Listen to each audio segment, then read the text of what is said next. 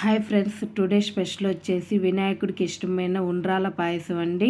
నేను కొబ్బరి పాలతోనైతే చేశానండి. చాలా హెల్తీగా, చాలా టేస్టీగా అయితే ఉంటుంది. నేను చేసిన విధంగా ఒక్కసారి చేయండి, పదే పదే ఇట్లనే చేస్తారు, అంత టేస్టీగా అయితే ఉంటుందండి. ప్రాసెస్లోకి వెళ్ళిపోదాం, చూసేయండి. వెల్కమ్ టు చిన్నలాక్స్. చూడండి, ఈరోజు చేసిన రెసిపీ వచ్చేసండి గణేషునికి వినాయకునికి ఇష్టమైన ఉండ్రాల పాయసాన్ని అయితే చాలా సింపుల్గా అయితే చేసి చూపిస్తున్నానండి. చాలా హెల్తీగా అయితే చేసి చూపిస్తున్నానండి. చూడండి, దానికోసం అయితే నేను బెల్లం, పెసరపప్పు అండి, కొబ్బరి పాలు, బియ్య పిండి అండి, వీటితోనైతే నేను చేసి అయితే చూపిస్తున్నానండి. చాలా హెల్తీ రెసిపీ అండి.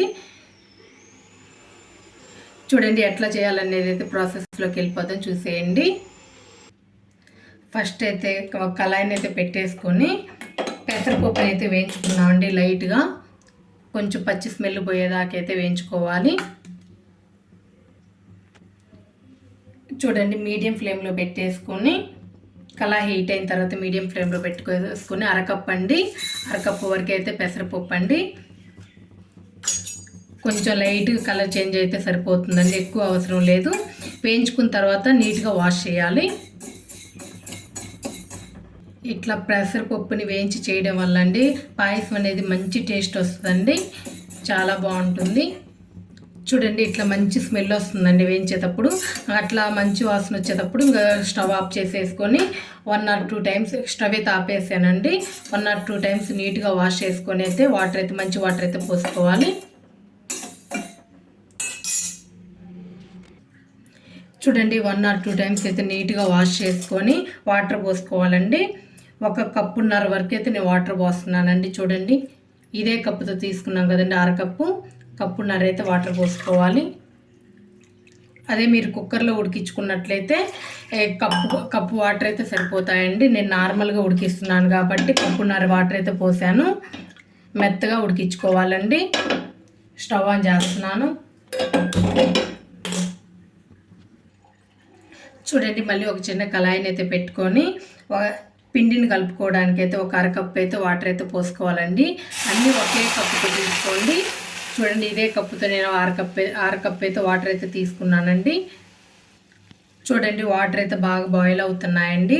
ఒక చిటికెడైతే సాల్ట్ అయితే వేసుకోవాలి. ఉండ్రాలు స్వీట్గా ఉండడానికండి, చప్పంగా లేకుండా ఉండడానికి ఒక 2 స్పూన్స్ అయితే బెల్లం అయితే వేసుకుంటున్నానండి. చప్పగా లేకుండా బాగుంటాయి. చూడండి, వాటర్ అయితే బాగా బాయిల్ అయ్యాయండి. 1 కప్పు వరకు అయితే బియ్య పిండి అయితే తీసుకుంటున్నానండి.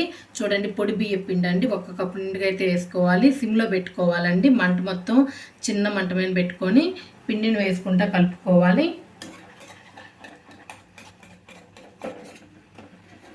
చూడండి, మొత్తం పిండిని అయితే ఇట్లా వేసేసాం కదండి. బాగా మొత్తం కలుపుకోవాలి. చూడండి, ఇట్లా బాగా కలుపుకున్నాం కదండి. మంట మొత్తాన్ని ఆపేసుకోవాలి. చూడండి, మొత్తాన్ని ఇట్లా బాగా కలిపేసుకున్న తర్వాత చల్లంగా అయిన తర్వాత చేయి పెట్టి బాగా కలుపుకోవాలండి. మనం అదే కప్పుతో 1 కప్పు నిండుగా అయితే బెల్లం అయితే తీసుకోవాలండి. ఈ నలకలు రాళ్ళు లాంటివి ఉంటాయని ఖచ్చితంగా వడపోసుకోవాలి. అందుకని 1 కప్పు నిండుగా బెల్లం తీసుకొని కొంచెం ఒక పావు గ్లాస్ అయితే తీసుకుందామండి. పావు కప్పు అయితే వాటర్ తీసుకొని అయితే కరిగించుకొని పెట్టుకోవాలి. చూడండి, పావు కప్పు వాటర్ అయితే పోసుకొని వడపోసుకోవాలండి బెల్లం కరగంగానే. చూడండి, పిండి కలిపి పెట్టుకున్నాం కదండి, చల్లంగా అయిపోయింది. ఇప్పుడైతే బాగా కలుపుకోవాలి. చూడండి, ఇప్పుడు చేత్తో కొంచెం కూడా వేడిగా లేదండి. ఇప్పుడు బాగా కలుపుకోయింది. అక్కడ పొడి పొడిగా ఉంది కదండి, ఇట్లా కలుపుతుంటే మనకి ఉండ షేప్కి అయితే వస్తుంది. ఇట్లా మొత్తం బాగా కలుపుకోవాలి. చేతికి కొంచెం నెయ్యిని అప్లై చేసుకోవచ్చు అండి. అంటుకుంటుందంటే కొంచెం అయితే అప్లై చేసుకోండి. నాకైతే కొంచెం కూడా అంటట్లేదండి. చూడండి, ఇట్లా కలిపి పెట్టుకున్నాం కదండి. దీంట్లో నుంచి చిన్న చిన్న ముద్దలుగానైతే చేసుకుందామండి. కొంచెం నెయ్యి అయితే అప్లై చేసుకుందామండి చేతికి ఉండలు చుట్టుకోవడానికి. చిన్న చిన్న ఉండలు చుట్టుకోండి, చాలా బాగుంటుంది. మళ్ళీ ఉడికిస్తాం కదండి, చిన్న చిన్న ఉండలు అయితే చుట్టుకోండి. చూడండి, అన్ని ఇట్లా రౌండ్గా చిన్న చిన్న బాల్స్ని అయితే చేసుకోవాలి. లాస్ట్లో మనకు కొంచెం పిండి అయితే ఉంచండి. చూడండి ఇట్లా తీసుకొని రౌండ్ షేప్లోనైతే బాల్ లాగైతే చుట్టేసుకోవాలి. అన్నీ ఒకే షేప్లోనైతే చుట్టుకోండి, చాలా బాగుంటుంది. ఒకటే లాగే ఈక్వల్గా వచ్చే విధంగా అయితే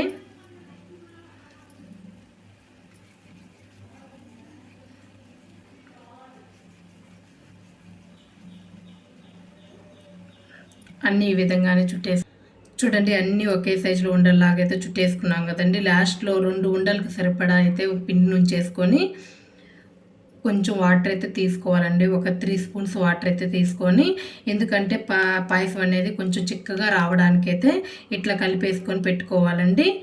ఈ వాటర్ ఈ బియ్య పిండి వాటర్ పోయడం వల్ల అయితే కొంచెం తిక్కగా వస్తుందండి, చిక్కగా వస్తుంది పాయసం అనేది. ఇట్లా కలిపేసుకొని అయితే పెట్టుకోవాలి. చూడండి బెల్లం వాటర్ మొత్తాన్ని అయితే వంపేసుకోవాలండి.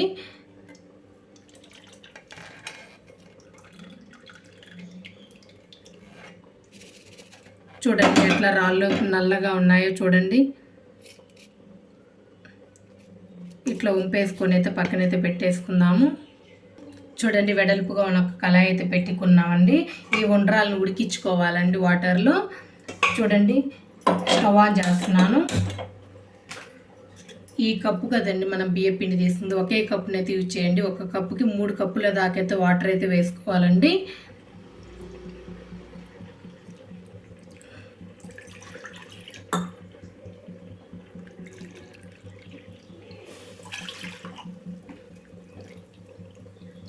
చూడండి 3 కప్పులు వాటర్ అయితే వేసుకొని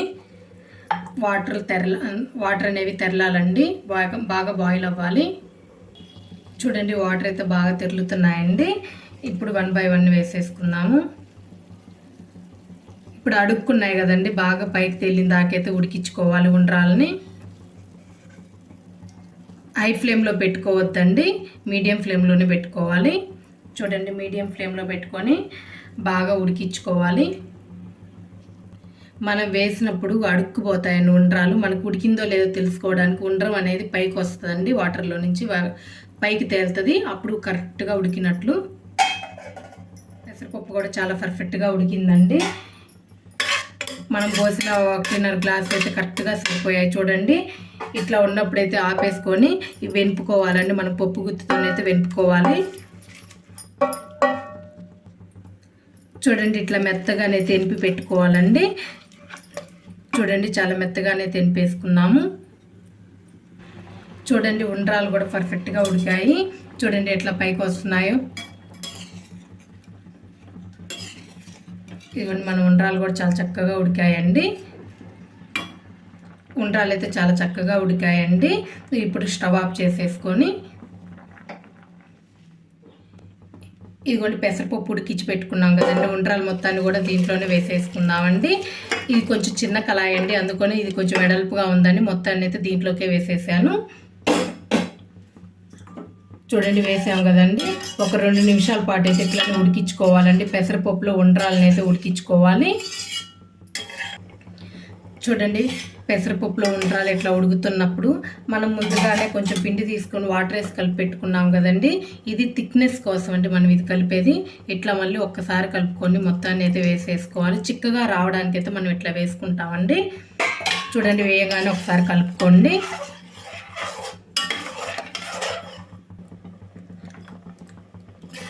చూడండి 2 మినిట్స్ ఇట్లా ఉడికించుకున్న తర్వాత అయితే మనం ముందుగానే బెల్లం వాటర్ అయితే తయారు చేసి పెట్టుకున్నాం కదండి. నల్లకి ఏం లేకుండా వడగట్టి అయితే పెట్టుకున్నామండి. ఆ బెల్లపు వాటర్ని అయితే వేసేసుకోవాలి. చూడండి బెల్లపు వాటర్ మొత్తాన్ని అయితే వేసేసుకున్నాం కదండి. కొంచెం ఒక 2 or 3 మినిట్స్ అయితే ఇట్లా కలుపుతానైతే ఉడికించుకోవాలండి. స్మెల్ కోసం అయితే ఒక చిటికెడైతే యాలక్కాయ పొడి అయితే వేసుకుంటున్నానండి. ఫ్లేవర్ చాలా బాగుంటుందండి స్మెల్. చూడండి ఒక 2 or 3 మినిట్స్ అయితే ఉడికించుకున్నామండి. చూడండి తిక్కుగా అవుతుంది. ఇదిగోండి 2 కప్పుల వరకు అయితే కొబ్బరి పాలను అయితే పోసుకుందామండి. తిక్కుగా ఉన్న పాలండి, కొబ్బరి పాలు 2 కప్పుల వరకు అయితే పోసుకుందాము.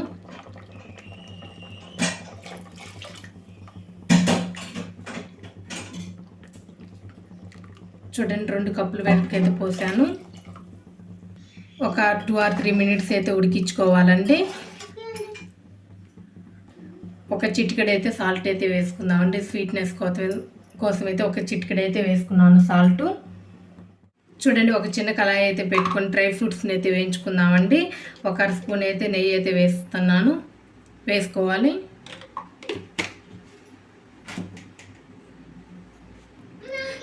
చూడండి, కొబ్బరి ముక్కలు చిన్న చిన్న ముక్కలుగా కట్ చేసుకున్న కొబ్బరి ముక్కలండి వేసుకున్నాం కదండి. జీడిపప్పు, బాదం పప్పు ముక్కలండి. మీ కాడున్న డ్రై ఫ్రూట్స్ అయితే వేసేసుకోండి, వేయించుకోవాలి. చూడండి, అన్ని ఈవెన్గా వేగాయండి. స్టవ్ ఆఫ్ వేసేసుకుందాము. చూడండి, మొత్తాన్ని అయితే వేసేసుకుందామండి. జీడిపప్పు, బాదం పప్పు ఇవన్నీ అయితే వేసేసుకుందాము.